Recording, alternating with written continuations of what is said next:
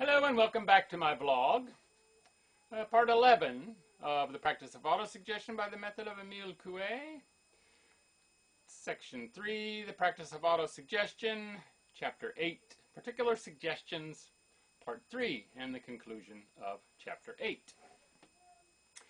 For this reason it is necessary, before undertaking any task which seems to us difficult, to suggest that it is, in fact, easy. We close our eyes and say quietly to ourselves, the work I have to do is easy, quite easy. Since it is easy, I can do it, and I shall do it efficiently and successfully. Moreover, I shall enjoy doing it. It will give me pleasure. My whole personality will apply itself harmoniously to the task, and the results will be even beyond my expectation. We should dwell on these ideas, repeating them tranquilly and effortlessly. Soon our mind will become serene, full of hope and confidence. Then we can begin to think out our method of procedure, to let the mind dwell on the means best suited to attain our object. Since the impediments created by fear and anxiety are now removed, our ideas will flow freely. Our plans will construct themselves in the quiet of the mind, and we shall come to the actual work with a creative vigor and singleness of purpose. By a similar procedure, the problems of conduct which defy solution by conscious thought will frequently yield to autosuggestion. When we are at our wits' ends, as the saying goes, to discover the best path out of a dilemma, when choice between conflicting possibilities seems impossible, it is worse than useless to continue the struggle. The law of reversed effort is at work, paralyzing our mental faculties. We should put it aside, let the waves of effort subside, and suggest to ourselves that at a particular point of time the solution will come to us of its own accord. If we can conveniently do so, it is well to let a period of sleep intervene to suggest that the solution will come to us on the morrow. For during sleep, the unconscious is left undisturbed to realize in its own way the end we have consciously set before it. This operation takes place spontaneously, as when a problem left unsolved the night before yields its solution apparently by an inspiration when we arise in the morning. Sleep on it still remains the best counsel for those in perplexity, but they should preface their slumbers by the positive autosuggestion that on waking they will find the difficulty resolved. In this connection, it is interesting to note that autosuggestion is already widely made use of as a means of waking at a particular hour. A person who falls asleep with the idea in his mind of the time at which he wishes to wake will wake at that time. It may be added that wherever sleep is utilized for the realization of particular suggestions, these suggestions should be made in addition to the general formula, either immediately before or immediately after. They should never be substituted for it. With some afflictions, such as fits, the attack is often so sudden and unexpected that the patient is smitten down before he has a chance to defend himself. Particular suggestions should be aimed first of all at securing due warning of the approaching attack. We should employ such terms as these. In future, I shall always know well in advance when a fit is coming on. I shall be amply warned of its approach. When these warnings occur, I shall feel no fear or anxiety.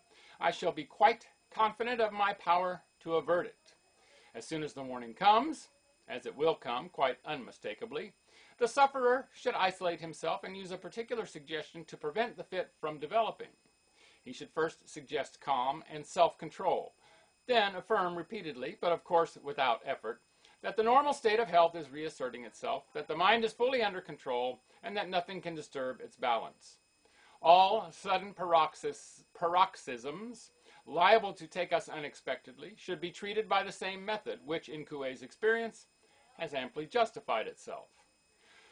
Nervous troubles and violent emotions, such as fear and anger, often express themselves by physical movements. Fear may cause trembling, palpitation, chattering of the teeth. Anger, a violent clenching of the fists. Baldwin advises that particular suggestions in these cases should be directed rather against the motor expression than against the psychic cause. That our aim should be to cultivate a state of physical impassibility. But since a positive suggestion possesses greater force than a negative, it would seem better to attack simultaneously both the cause and the effect. Instead of anger, suggest that you will feel sympathy, patience, good humor, and consequently that your bodily state will be easy and unconstrained. Come on, pages. There we go. A form of particular suggestion, which possesses distinct advantages of its own, is the quiet repetition of a single word.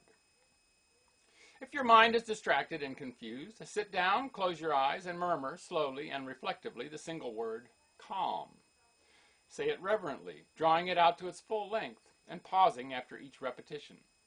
Gradually, your mind will be stilled and quietened, and you will be filled with a sense of harmony and peace. This method seems most applicable to the attainment of moral qualities. An evil passion can be quelled by the use of the word denoting the contrary virtue. The power of the word depends largely upon its aesthetic and moral associations. The power of the word depends largely, I said that already. Words like joy, strength, love, purity, denoting the highest ideals of the human mind, possess great potency and are capable, thus used, of dispelling mental states in which their opposite predominate. The name reflective suggestion, which Bauduin applies indifferently to all autosuggestions induced by the subject's own choices, might well be reserved for this specific form of particular suggestion. The field for the exercise of particular suggestions is practically limitless. Whenever you feel a need for betterment, or whatever nature it may be, a particular suggestion will help you. But it must once more be repeated that these particular suggestions are merely aids and auxiliaries, which may, if leisure is scant, be neglected. We made it through that with my stumbling and biting of my tongue, and etc. and so forth. But we made it. I should have said beforehand, calm, calm, calm. I will make it, whatever. But we made it. And we'll have more tomorrow. On to the next chapter, which will be chapter 9. Make it a great day, and bye for now.